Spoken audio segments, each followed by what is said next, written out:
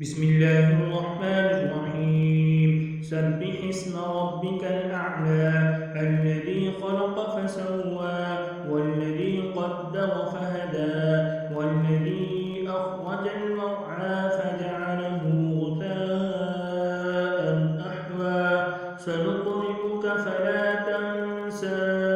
إلا ما شاء الله إنه يعلم الجهر وما يخفى ونيسرك لليسرى فذكر إن نفعت الذكرى سيذكر من يخشى ويتجنبها الأشقى الذي يصلى النار الكبرى ثم لا يموت فيها ولا يحيا قد أفلح من تزكى وذكر اسم ربه فصلى بل تؤثرون الحياة الدنيا والآخرة خير وأبقى إن هذا لفي الصحف الأولى صحف إبراهيم